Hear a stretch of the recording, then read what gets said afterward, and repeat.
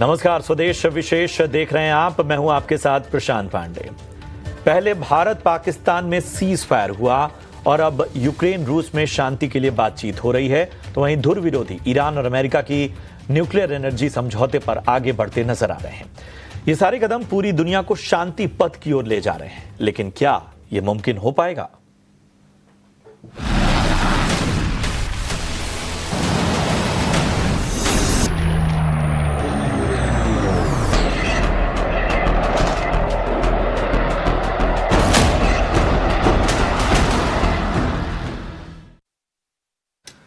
जी हाँ, जब दुनिया कई दशकों से संघर्षों और टकराव की गवाह बनी है, तो वहीं अब कुछ सकारात्मक संकेत, कुछ पॉजिटिव न्यूज उभर कर सामने आ रही है। दुनिया के कई हिस्सों से टकरावों में नरमी और कूटनीतिक प्रयासों की नई शुरुआत होती नजर आ रही है। रूस और यूक्रेन के बीच लंबे समय से जारी संघर्ष के बीच अब कुछ समझौते के संकेत मिल रहे हैं। हालिया रिपोर्ट्स अगर हम उनको माने तो दोनों पक्षों के बीच बैक चैनल बातचीत जारी है और कई मुद्दों पर समझदारी की पहल हुई है। यह शांति की दिशा में एक महत्वपूर्ण कदम माना जा रहा है। ईरान और अमेरिका की बात करें तो इनके रिश्तों में भी अब नरमी नजर आ रही है। कई वर्षों तक चले तनाव के बाद हाल में कुछ ऐसे बयान सामने आए जो डायलॉग्स की संभावनाओं को मजबूती दे रहे हैं। यह कदम मध्य पूर्व में स्थिरता के लिए एक बड़ा संकेत हो सकता है। और सबसे जरूरी, भारत और पाकिस्तान जो दशकों से सीमा पर संघर्ष के दौर से गुजरते रहे हैं, सीज फायर समझौते का एक तरह से मजबूती से पालन हो रहा है और कई सारी बातें हो रही हैं, लेकिन गतिरोध अभी भी कई मुद्दों पर बना हुआ है और एक दखल जिसकी बार बार बात की जा रही है उसको लगातार भारत नकार रहा है। लेकिन ये तमाम जो कह सकते हैं संघर्ष थे और जो संवाद की ओर बढ़ रहे हैं, टकराव की जगह सहयोग ने ले ली है और युद्ध की जगह शांति की सोच को अपनाने की जो कोशिशें हो रही हैं, इसके मायने क्या हैं और इसका न सिर्फ नागरिकों पर बल्कि देश की इकोनॉमी पर और पूरी दुनिया की स्थिरता में कितना बड़ा रोल होता है, इन सारे पहलुओं को आज अपने एक्सपर्ट के साथ समझेंगे। लेकिन सबसे पहले मेरे सहयोगी संजॉय चौधरी के पास चलते हैं, वो इसके बारे में पूरी डिटेल दे रहे हैं। संजॉय, बताएं शांति की पहल किन किन फ्रंट्स पर हो रही है? रशिया, यूक्रेन, इजराइल, हमास और हिजबुल्ला, और अभी भारत पाकिस्तान। लेकिन दुनिया के शांति के तरफ बढ़ रहा है, लग रहा है, क्योंकि आज टर्की में रशिया और यूक्रेन के लीडर बातचीत करेंगे। आशा है कोई सीज फायर हो जाए, क्योंकि 3 साल से ये लड़ाई चल रहा है और कैजुअलिटी लेवल्स बहुत ही हाई है। ऐसे ही गाजा में ये लड़ाई थोड़ा बहुत कम हो चुका है और सबसे पॉजिटिव साइन जो आया है वो है भारत और पाकिस्तान के बीच में एक सीज फायर लाइक सिचुएशन आ गया है। अभी लड़ाई कम हो गया है, आशा है ऐसे रहेगा। लेकिन the whole world is looking at Turkey, क्योंकि मान लीजिए 3 साल से ये लड़ाई चला है और कैजुअलिटी लेवल बहुत ही हाई है। कई लाख आदमी सोल्जर्स मरे हैं, सिविलियन कैजुअलिटी बहुत हुआ है, डैमेज हुआ है शहर का।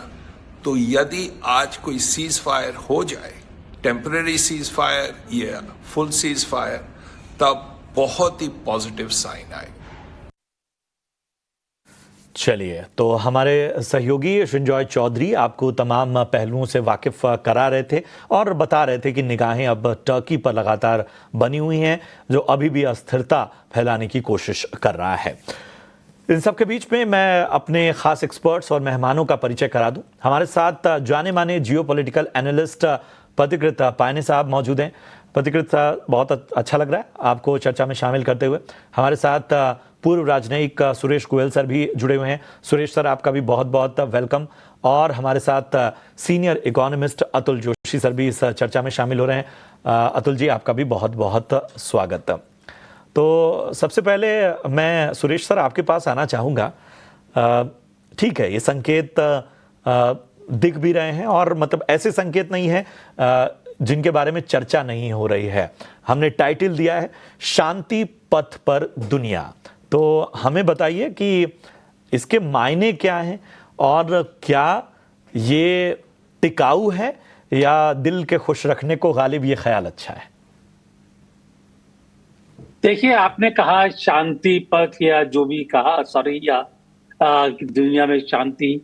आपने 3 एग्जाम्पल दिए और तीनों की मैं बात अलग-अलग करता हूँ, ठीक है? सबसे पहले भारत और पाकिस्तान। मैं भारत और पाकिस्तान इसलिए कर रहा हूँ क्योंकि बात काफ़ी लंबी हो सकती है, लेकिन मेरी निगाह में जो शांति का समाधान है, बहुत सिंपल है। और वो इसलिए सिंपल है कि जिस दिन पाकिस्तान अपनी ज़मीन से आतंकवाद का खात्मा कर देगा, आतंकवाद के कैंप खत्म हो जाएंगे, उस दिन भारत और पाकिस्तान के बीच में शांति हो जाएगी। जब तक ये आतंकवाद के कैंप नहीं हटेंगे, आतंकवादियों के ऊपर से जो इनकी सरपरस्ती चल रही है वो नहीं हटेगी, शांति नहीं होगी। तो मेरे ख्याल है आपको भारत और पाकिस्तान के बीच की शांति का जवाब मिल गया होगा। मैं इस मामले में रियलिस्टिक हूँ और मुझको नहीं लगता कि भारत और पाकिस्तान के बीच में एक ड्यूरेबल शांति की कोई संभावना मेरे को अभी नजर आती हो, नहीं आ रही है मेरे को। जल्द देर सवेर कभी ना कभी दोबारा पाकिस्तान ऐसी हरकत करेगा और हमें दोबारा एक्शन लेना होगा। यूक्रेन और रशिया की प्रॉब्लम रशियन सिक्योरिटी आर्किटेक्चर की है। ट्रंप चाहे कह ले कि मैं युद्ध के फेवर में नहीं हूं, मैं सारे युद्ध खत्म करवाऊंगा, वो यूक्रेन के लिए काफी, जैसे ही उनका वो ओथ टेकिंग हुई थी, जिस दिन बने थे तभी उसी दिन से कोशिश कर रहे हैं, लेकिन हो नहीं पाया है। अब टर्की में जाके बातचीत हो रही है। मैं आशा करता हूं, मैं चाहता हूं कि दुनिया में शांति हो। अगर शांति होगी तो हमारे जो, खाली मैं नहीं, आगे आने वाली जनरेशंस वो कुछ और सोच पाएंगी। लेकिन मुझको नहीं लगता कि जब तक Europe, not Russia, not the USA, जब तक यूरोप ये नहीं सोचता है कि वहां पर यूरोप की शांति और यूरोप का सिक्योरिटी आर्किटेक्चर उनके हाथ में है, और उसके लिए जरूरी नहीं है कि यूक्रेन नाटो का मेंबर बने या यूक्रेन यूरोप के साथ में एक सिक्योरिटी का हिस्सा बने, तब तक शांति नहीं हो पाएगी। जी, तो मुझको नहीं लगता। और गाजा का तो आप देख रहे हैं, गाजा में जो चल रहा है, आप एक अस्थाई शांति, क्योंकि अल्टीमेटली कोई भी आदमी हो, कोई भी मनुष्य हो, थक हार करके कभी तो चुप बैठता है वो। लेकिन अगर उसको ये नहीं लगता कि मेरे साथ न्याय हुआ है, या जो मेरे को होना, ये मेरा मुल्क था और मेरे मुल्क को मेरे से छीन करके यहाँ पर एक मरीना बना दिया गया, होटल बना दिया गया, तो मेरे मुल्क का क्या हुआ? जब तक उनके लिए एक मुल्क का परमानेंट सॉल्यूशन नहीं होगा, रेजोल्यूशन नहीं होगा, जब तक पैलेस्टीनियंस को उनका हक नहीं मिलेगा, मैं नहीं समझता शांति होगी। इस मामले में विवाद हो सकता है, लेकिन सही बात यह है, मैं देख रहा हूं पिछले 60 साल से पैलेस्टीनियंस मेरे साथ क्लास में भी थे। ये शांति होना नामुमकिन है जब तक कि विचारधाराएं नहीं बदलेंगी। बिल्कुल, और मैं इसी बात के साथ पत्रकृत साहब आपके पास आना चाहूंगा।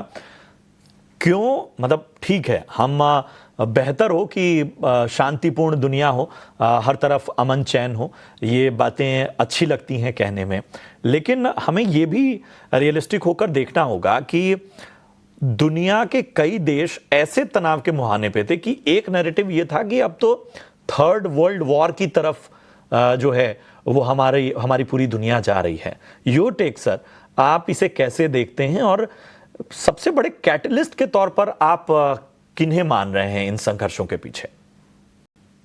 जी नमस्कार।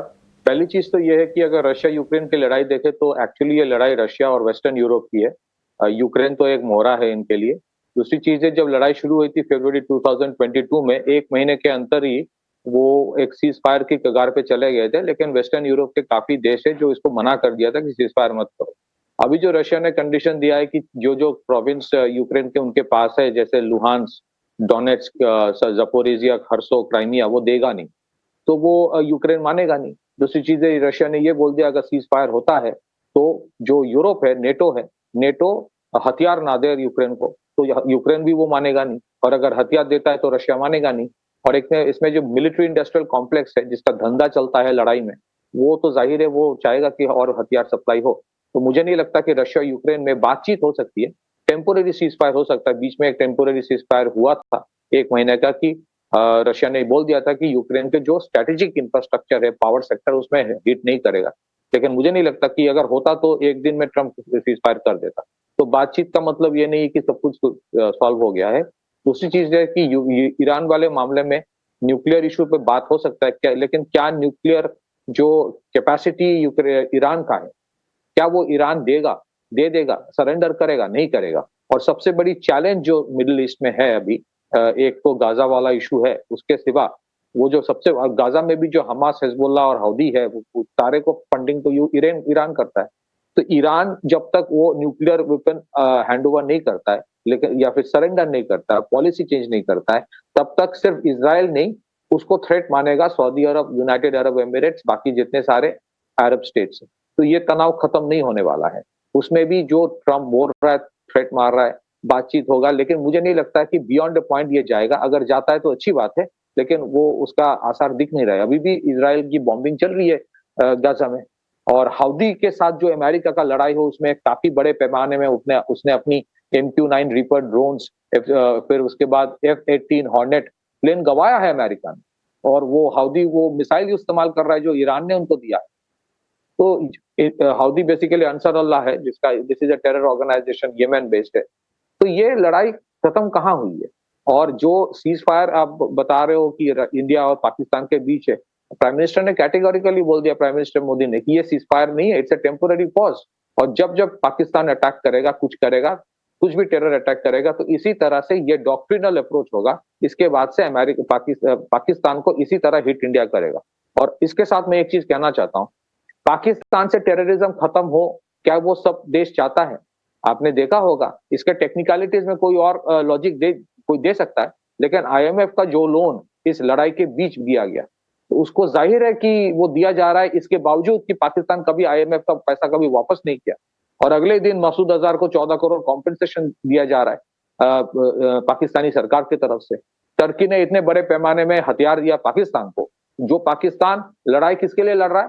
क्योंकि आतंकवाद के ठिकानों पे इंडिया ने हमला किया, इस वजह से पाकिस्तान ने इंडिया के ऊपर हमला किया। तो टर्की इनको हथियार दे रहा था। टर्की नेटो का मेंबर है, क्या नेटो की तरफ से कोई कंडेमनेशन आया है? क्या नेटो की तरफ से टर्की को बोला गया कि मत सपोर्ट करो पाकिस्तान को?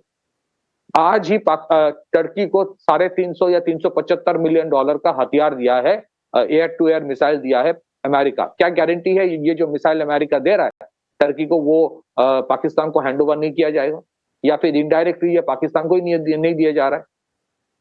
तो देखिए, बात ऐसी है कि हम लोग वसुधैव कुटुंबकम की बात करते हैं, और हम लोग चाहते हैं कि शांति हो और सब सुख और शांति में रहे।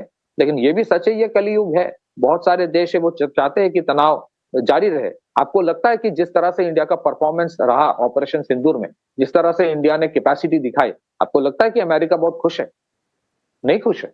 तो वो चाहेगा कि किस तरह से इंडिया तमाम जो वहां के जर्नलिस्ट हैं, तमाम जो वहां के ऑथर्स हैं, जो एक न्यूट्रल रवैया रखते हैं, उन सभी की वीडियो अब सरफेस पे हैं, जो साफ तौर पर कह रहे हैं कि जो वेस्टर्न मीडिया रहा है, और स्पेशली जिस तरह की वहां पे बातें हुई हैं, उनको कहीं ना कहीं भारत का ये रूप पच नहीं रहा है। और इसी बात की कहीं ना कहीं लगातार चर्चा भी हो रही है।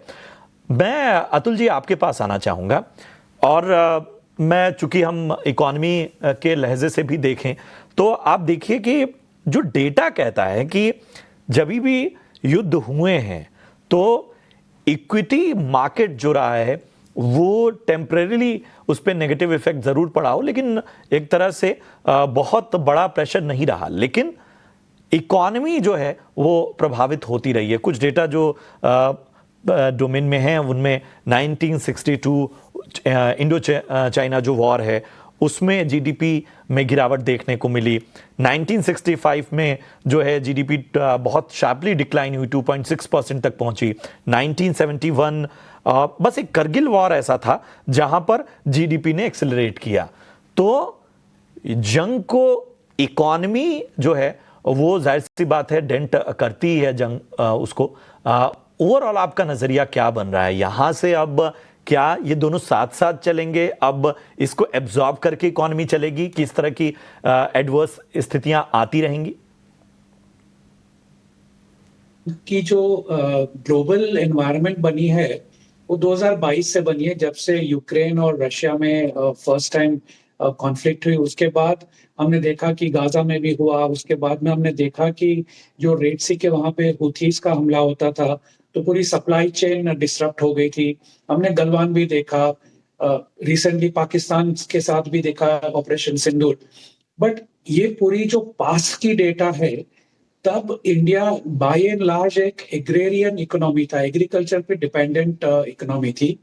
अब अगर हम देखें तो इंडिया का कॉन्स्टिट्यूशन काफी चेंज हो चुका है, एग्रीकल्चर काफी कम परसेंटेज है और सर्विसेज और इंडस्ट्री ये दो का परसेंटेज ज्यादा है। तो इसके चलते हुए मेरे ख्याल से जो इम्पैक्ट होगा वो कुछ मेरे ख्याल से नेगेटिव नहीं होगा, इनफैक्ट वो इंडस्ट्री को थोड़ा सपोर्ट करेगा। और जीडीपी की जो अनुमान लगाई गई है उसमें शायद मेरे ख्याल से 10 बेसिस पॉइंट तक बढ़ोतरी हो सकती है, ना कि उसमें कोई नमी आएगी। और इसका कारण यह है कि देखिए जो भी एक्शन हुई उसको वॉर तो नहीं कह सकते हैं, तो ये फुल फ्लेजेड वॉर तो था नहीं, ये मान लीजिए सम काइंड ऑफ एक इंटरवेंशन कह सकते हैं, डिफेंस का रिलेटेड इंटरवेंशन कह सकते हैं। इसमें नुकसान जो हुआ वो ज्यादा करके पाकिस्तान की तरफ हुआ है, हमारी तरफ नुकसान नहीं हुआ। हमारे यहाँ पे इनडायरेक्ट नुकसान जो हुआ वो ट्रैवल एंड टूरिज्म का आप कह सकते हैं। बाकी ना तो एग्रीकल्चर, ना इंडस्ट्री, ना सर्विसेज, किसी भी सेक्टर पे इम्पैक्ट नहीं हुई है। ग्लोबल तरीके से जैसे आपने कहा कि थोड़ा शांति हो रही है, तो कुछ कुछ मार्ग खुल रहे हैं, एफटीएस हो रहे हैं, बायलैटरल ट्रेड अग्रीमेंट्स हो रहे हैं, तो इसकी वजह से कुछ कुछ इंडस्ट्रीज को सपोर्ट मिल जाएगा। जैसे कि मैं आपको एक एग्जांपल दे सकता हूं, टेक्सटाइल इंडस्ट्री। अब यूके में हमारा जो 9% टैरिफ था वो घट के अभी 0% हो गया, तो हम बाय एंड लार्ज बांग्लादेश और वियतनाम के इक्वल हो गए। अब हमारी इंडस्ट्री के ऊपर है कि कैसे उसका एडवांटेज लेके ग्रोथ दिखाए। तो ओवरऑल मेरे ख्याल से इकोनॉमी के पॉजिटिव इफेक्ट होगा ये टाइम, ना कि नेगेटिव इफेक्ट। और जो ओवरऑल एनवायरनमेंट बनता है, चाहे वो क्रूड प्राइसेस हो या दूसरी कोई भी एनर्जी की प्राइसेस हो, सबकी तरफ से सॉफ्ट है और इकोनॉमी के लिए काफी अच्छा एनवायरनमेंट है। मॉनेटरी ले लीजिए, फिस्कल ले लीजिए, डोमेस्टिक सिचुएशन ले लीजिए, इंटरनेशनल सिचुएशन ले लीजिए, आई थिंक इंडिया काफी पोजीशन स्ट्रेंथ में है और इकोनॉमी काफी सपोर्ट रहेगी। शायद जैसे मैंने कहा 10 बेसिस पॉइंट से अनुमान बढ़ाया जा सकता है सेकंड क्वार्टर के बाद। तो वाकई जो जिस चीज की लगातार चर्चा हो रही है कि शायद ये जो स्थितियां हैं उसको बाजार हो, इकोनॉमी हो, ये अब उसको एब्जॉर्ब करके ही चल रही है। गोयल सर, मैं आपके पास आना चाहूंगा। अब यहां से मतलब अगर हम एक ऑप्टिमिज्म भी दिखाएं कि चलो संवाद का रास्ता भी है और भय बिन होत न प्रीत, मतलब दोनों अगर साथ चलें तो फिर रणनीति क्या होनी चाहिए? देखिए, मैं बात करूंगा भारत की तरफ से, क्योंकि वैसे तो वरना काफी मुद्दे हैं, बातचीत हो सकती है। हमारा मुद्दा क्या है? हमारा मुद्दा यह है कि हमको पहले तो उस क्षेत्र में जहां पर हम हैं वहां पर हमारी एक जो इन्फ्लुएंस होना चाहिए, रीजनल इन्फ्लुएंस की एहसास हो बाकी देशों को कि वो भारत को इग्नोर नहीं कर सकते हैं। उसके लिए दो चीजें हमें करनी पड़ेंगी। एक तो हमको अपनी आर्थिक व्यवस्था में तब्दीली लानी पड़ेगी। तब्दीली इस तरह से कि हम एक तरह से ऑटोनोमस हो और स्ट्रॉन्ग इकोनॉमी हो। आप ये देखिए कि अगर एशिया से कोई एक देश है जिसके की आगे अमेरिका को झुकना पड़ा है टैरिफ वॉर में भी, वो है चाइना। क्योंकि चाइना अपनी मार्केट प्लेस, चाइना अपनी पॉलिसीज, अपनी स्ट्रेंथ क्रिटिकल मिनरल्स में है जो भी है, वो लीवरेज करके अमेरिका को झुका पा रहा है। हमें अपने में वो शक्ति लानी पड़ेगी कि हमारी बात को सुना जाए, बजाय इसके कि बजाय ये देखते हुए कि हमारे पर अटैक हुआ है, अमेरिका टर्की को हथियार सप्लाई करना शुरू कर दे, और जिसका तो भरोसा नहीं है कि उन हथियारों का कहां पर काम में लिया जाएगा। एक तो ये है। और दूसरा ये है कि हमें डिप्लोमेटिकली काम लेना पड़ेगा। जब तक हमें ये शक्ति नहीं आ जाएगी, हमें जब ये शक्ति आ जाएगी तब तो बात अलग है। जब तक ये शक्ति नहीं आती है, हमें जो बिहेवियर है, हमारा इंटरनेशनल बिहेवियर, वो बड़ा डिप्लोमेटिक रखना होगा, ताकि हम ये एहसास नहीं हो कि हम अपनी शक्ति से आगे ज्यादा जाकर के पंच कर रहे हैं, पंचिंग अबव आवर वेट। वो नहीं होना चाहिए। शांति, सहिष्णुता, टाइम का इंतजार, और जब टाइम आए तो उस टाइम पर अपनी शक्ति का प्रदर्शन कि हम भी कुछ हैं। ये एक पॉलिसी अपनानी पड़ेगी जिससे कि हमारी डेवलपमेंट और ग्रोथ बिना किसी ऑब्स्ट्रक्शन के आगे बढ़ती रहे। जी मैं फटाफट से पथिकृत आपके पास आना चाहूँगा, समय कम है तो एक रिमार्क मैं पथिकृत और बाकी पैनल से भी लूँगा।